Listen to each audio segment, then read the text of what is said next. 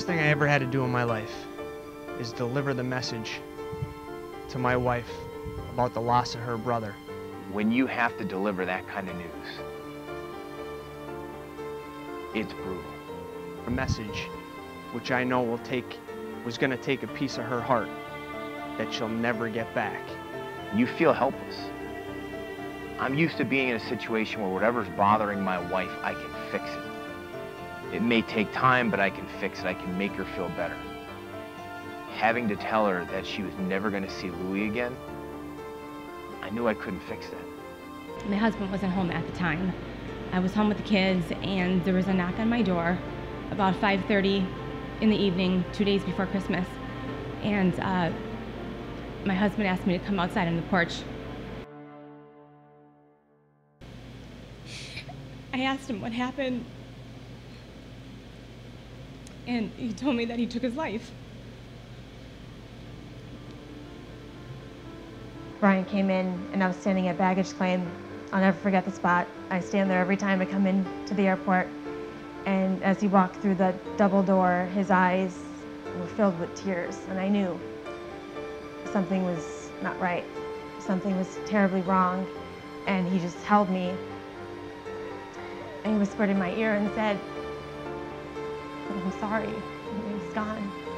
I said, what do you mean? Like, I just pushed back from him, and I looked at him in the eyes and went, no. And she took it so hard. And to have no control, really, over the impact his death had on her was the most helpless feeling of my life.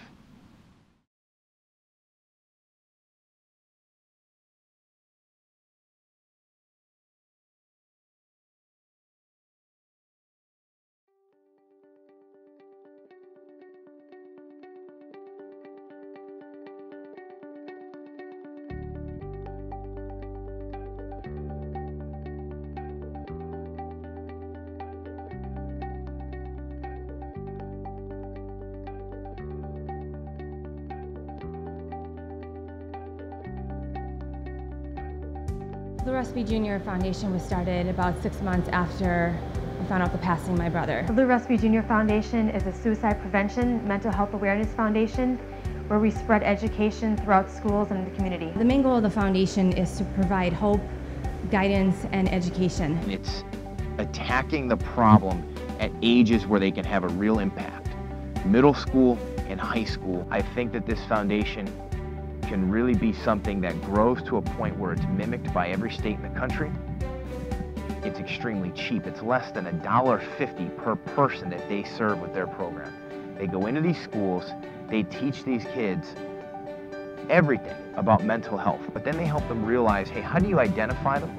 What can you do? What treatment options are there?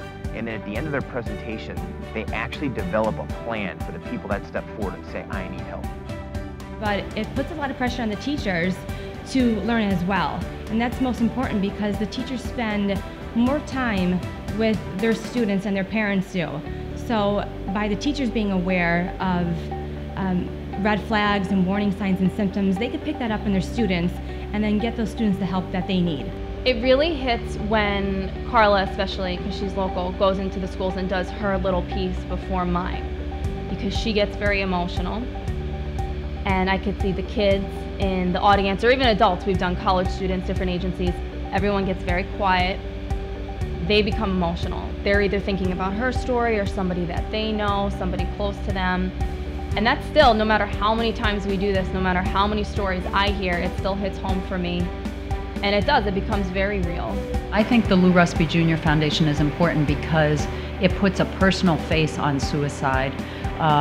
People don't want to talk about suicide. There's a real stigma over having a mental health disorder, for asking for help, and suicide itself. And talking about Louie's story and his death and the impact it had on his community and his family and friends, it puts a personal face on it so that we know that there's loss associated with suicide. There's such a stigma with mental health, and that's just mental health, depression, anxiety, bipolar disorders. When it comes to suicide, there's almost a taboo where people feel that if you talk about it, then that's going to make people run out and do it. And it's the complete opposite. I love that we're getting out there, that we're saying, hey guys, guess what? You're gonna think about this, you're gonna have these issues, you're gonna be afraid, you're gonna be scared, but so is everybody else. So everybody else is having these issues too, or afraid to come out. And just creating that awareness, that feeling that when they look around from now on, they might say, yeah, all right, somebody gets me. Somebody gets me enough to talk to me about this. So at the end of the presentation, it was actually a particularly, it was one that I didn't get the best reception from the kids that day. They were a little rowdy, and it was one of those where I felt maybe a little disheartened at the end because I wasn't sure if they were really feeling it. And then one girl came up to me at the end of everything. Everyone cleared out, and she said to me that she had written at least 3 suicide notes. One was in her bedroom that day. She was planning.